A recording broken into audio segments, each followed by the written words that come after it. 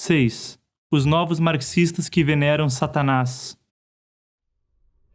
Quando a revolução das ruas dos jovens ocidentais estava em plena efervescência na década de 60, um homem rejeitou sua ingenuidade, sinceridade e idealismo. Citando: "Se o verdadeiro radical descobrir que ter cabelo comprido cria barreiras psicológicas à comunicação e à organização, ele corta o cabelo", disse ele. O homem era Saul Alinsky, um ativista radical que escrevia livros, ensinava alunos e supervisionava pessoalmente a implementação de suas teorias, eventualmente se tornando o agitador paracomunista com a mais ameaçadora influência em décadas. Além de sua adoração a Lenin e Castro, Alinsky também elogiou explicitamente o próprio diabo. Em seu livro Regras para Radicais, uma das epígrafes diz: "Não nos esqueçamos de prestar agradecimentos olhando em retrospectiva ao primeiríssimo radical, de todas as nossas lendas, mitologia e história, e quem sabe onde termina a mitologia e começa a história, ou qual é qual. O primeiro radical conhecido pelo homem que se rebelou contra o sistema e que o fez de forma tão eficaz que pelo menos ganhou seu próprio reino, Lúcifer." A razão pela qual Alinsky é melhor denominado como paracomunista é que, ao contrário da velha esquerda, os esquerdistas políticos da década de 1930 e da nova esquerda, os esquerdistas culturais da década de 60, Alinsky recusou-se a descrever contundentemente seus ideais políticos. Sua visão geral era de que o mundo possui os que têm pouco e querem mais, e os que não têm. Ele convocou os que não têm a se rebelar contra os que têm de todas as formas e a se apropriar da riqueza e do poder para alcançar uma sociedade completamente, citando, igual. Ele buscava conquistar poder através de qualquer meio, enquanto simultaneamente destruía o sistema social vigente. Ele foi chamado de o Lenin da esquerda pós-comunista e de seu Sun Tzu. Em Regras para Radicais, publicado em 1971, Alinsky sistematicamente expôs sua teoria e seus métodos de organização comunitária. Essas regras incluem: uma tática que se prolonga demais torna-se uma chatice. Mantenha a pressão. A ameaça geralmente é mais aterrorizante do que a própria coisa. Ridicularizar é a arma mais potente do homem. E escolha o alvo, congele-o, personalize-o e polarize-o.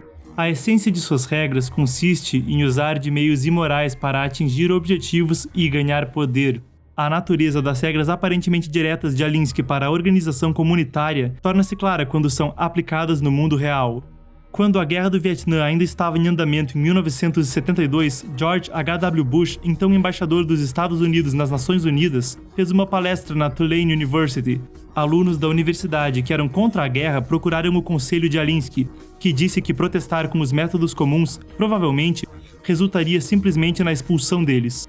Ele então sugeriu que vestissem trajes do Ku Klux Klan e, sempre que Bush defendesse a Guerra do Vietnã, se levantassem com cartazes dizendo "O clã apoia Bush". Os alunos seguiram o conselho com resultados muito exitosos e notórios. Alinsky e seus seguidores ficaram encantados com 2 outros protestos que ele planejou. Em 1964, ao negociar com as autoridades municipais de Chicago, Alinsky elaborou o plano de organizar 2.500 ativistas para ocupar os banheiros do Aeroporto Internacional O'Hare na cidade, um dos mais movimentados do mundo, forçando assim a suspensão de suas operações. Antes de realmente executar o feito, ele vazou o plano, forçando assim as autoridades a negociar. Para forçar a Kodak, principal empregadora em Rochester, Nova York, a aumentar a taxa de funcionários negros, Alinsky inventou uma tática semelhante. Aproveitando-se de uma importante tradição cultural da cidade, a apresentação da Orquestra Filarmônica de Rochester, Alinsky planejava comprar centenas de ingressos para seus ativistas e alimentá-los com feijão cozido de antemão para que pudessem encher o teatro e arruinar o concerto com flatulência. Este episódio não se concretizou, mas a ameaça dele, junto de outras táticas de Alinsky, o empoderou em negociações. O livro de Alinsky deixa a impressão de um indivíduo sinistro, frio e calculista. Seu uso de organização comunitária era, na verdade, uma forma de revolução gradual. As diferenças entre Alinsky e seus antecessores eram várias. Primeiro, tanto os antigos quanto os novos esquerdistas eram pelo menos idealistas em sua retórica, enquanto Alinsky despojou a revolução de seu verniz idealista e a expôs como uma luta nua pelo poder. Quando conduzia treinamentos para organizações comunitárias, ele costumava perguntar aos alunos: por que organizar? Alguns diriam que era para ajudar os outros, mas Alinsky exclamava: você quer se organizar para ter poder? No manual de treinamento que os seguidores de Alinsky usavam, dizia: "Não somos virtuosos por não querer poder, somos na verdade covardes por não querer poder. E o poder é bom, a impotência é perversa." Em segundo lugar, Alinsky não apreciava a juventude rebelde dos anos 60, que era publicamente contra o governo e a sociedade. Ele enfatizava que sempre que possível deve-se entrar no sistema, enquanto aguarda-se oportunidades para subvertê-lo por dentro. Terceiro, o objetivo final de Alinsky era subverter e destruir, para não haver benefício a qualquer grupo. Assim, ao implementar seu plano, foi necessário ocultar o propósito real com metas locais ou encenadas, aparentemente razoáveis ou inofensivas em si mesmas, para mobilizar grandes multidões a agir. Quando as pessoas se acostumavam a serem mobilizadas, era relativamente fácil mobilizá-las para agir com objetivos mais radicais. Em Regras para Radicais, Alinsky disse: "Qualquer mudança revolucionária deve ser precedida de uma atitude passiva, afirmativa e não desafiadora quanto à mudança entre a massa de nosso povo."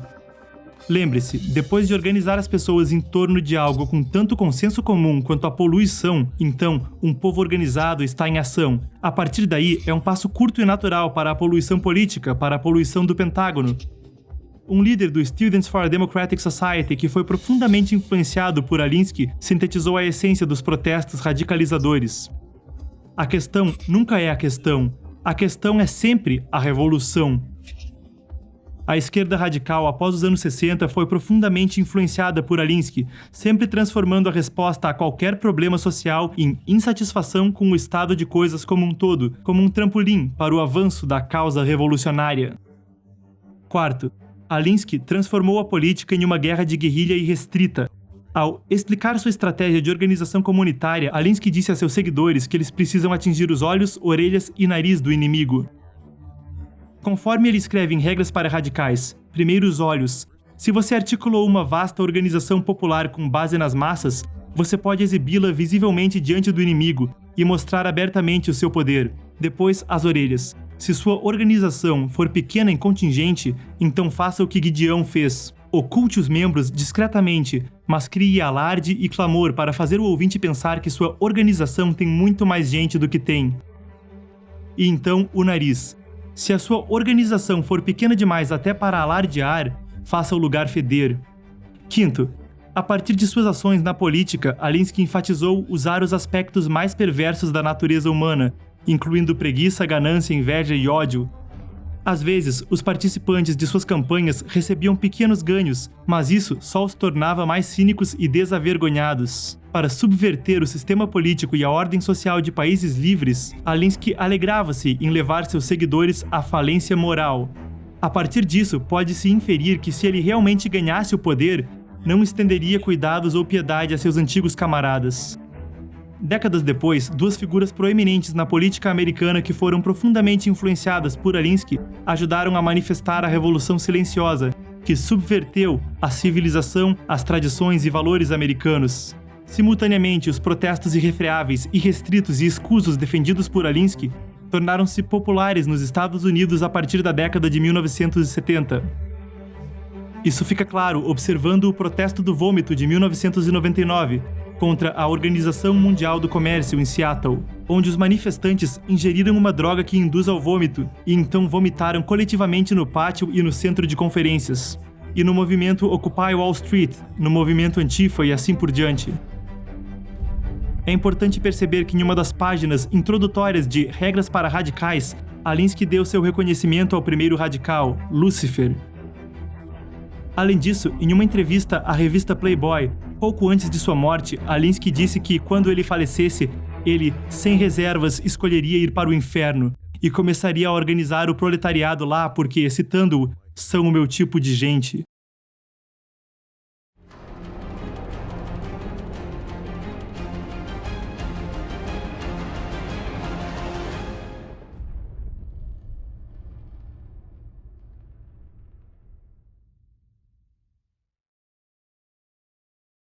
Sete.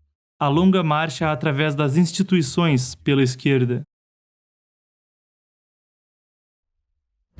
Foi Antonio Gramsci, um proeminente comunista italiano, quem promoveu a ideia de realizar a longa marcha através das instituições. Ele descobriu ser difícil incitar pessoas de fé a iniciar uma revolução para derrubar um governo legítimo. Assim sendo, para provocar uma revolução, os comunistas dependem de ter um grande número de soldados de linha de frente que compartilhem sua visão nefasta quanto à moralidade, fé e tradições. Então, a revolução do proletariado precisaria começar com a subversão da religião, da moralidade e da civilização. Após o fracasso das revoluções de rua na década de 60, os rebeldes começaram a entrar na academia. Eles obtiveram diplomas, tornaram-se acadêmicos, professores, oficiais do governo e jornalistas, e adentraram o cerne da sociedade para realizar a longa marcha através das instituições. Assim, eles infiltraram e corromperam instituições cruciais para a manutenção da moralidade na sociedade ocidental. Isso inclui a igreja, o governo, o sistema educacional, as agências legislativas e judiciais, o mundo da arte, a mídia e as ONGs. Os Estados Unidos, desde a década de 60, têm sido como um paciente com uma doença para a qual não consegue identificar a causa. Ideias paramarxistas permearam profundamente a sociedade americana e estão se metastatizando. Entre as muitas teorias e estratégias revolucionárias que vieram a público, a estratégia Cloward-Piven, proposta por 2 sociólogos da Universidade de Columbia, tornou-se uma das mais conhecidas e foi testada com relativo sucesso. O conceito central da estratégia é usar o sistema de bem-estar social para forçar um colapso do governo. Segundo as políticas do governo dos Estados Unidos, o número de pessoas qualificadas para receber auxílios é muito maior do que o número de pessoas que realmente recebem auxílios. Se essas pessoas fossem encorajadas ou organizadas para receber benefícios, logo drenariam as reservas do governo, garantindo assim que o governo tornasse-se incapaz de equilibrar suas finanças. A Organização Nacional dos Direitos ao Bem-Estar, NWRO, está por trás da implementação dessa estratégia. De acordo com estatísticas, de 1965 a 1974, o número de famílias monoparentais recebendo benefícios saltou de 4,3 milhões para 10,8 milhões, mais do que o dobro. Em 1970, 28% do orçamento anual da cidade de Nova York foi gasto em auxílios sociais. Em média, de cada 2 pessoas que trabalharam, uma pessoa recebeu auxílios. Entre 1960 e 1970, o número de pessoas recebendo benefícios na cidade de Nova York aumentou de 200 mil para mais de 1 milhão. Em 1975, a cidade de Nova York estava quase falida. A estratégia Cloward-Piven visa criar uma crise. Pode assim ser considerada como outra implementação das teorias de Alinsky, uma das quais é, citando-o, fazer o inimigo cumprir com suas próprias regras.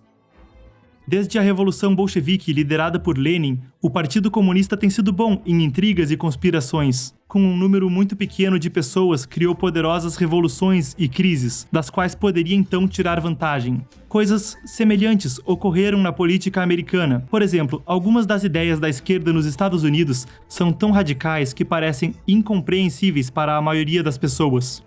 Porque, por exemplo, legisladores e oficiais eleitos parecem representar apenas a voz de minorias extremas, como pessoas transgênero, mas ignorar questões importantes para a subsistência da maioria? A resposta é simples: eles não representam a verdadeira opinião pública. Lenin disse que os sindicatos são, citando-o, as linhas de transmissão do Partido Comunista para as massas. Os comunistas descobriram que, controlando os sindicatos, controlam também um grande número de votos. Contanto que controlem os votos, podem fazer com que representantes eleitos e legisladores cumpram suas ordens. Portanto, comunistas buscam obter controle dos sindicatos para assim controlar um grande número de parlamentares e oficiais eleitos e transformar a agenda política subversiva comunista no programa político da esquerda.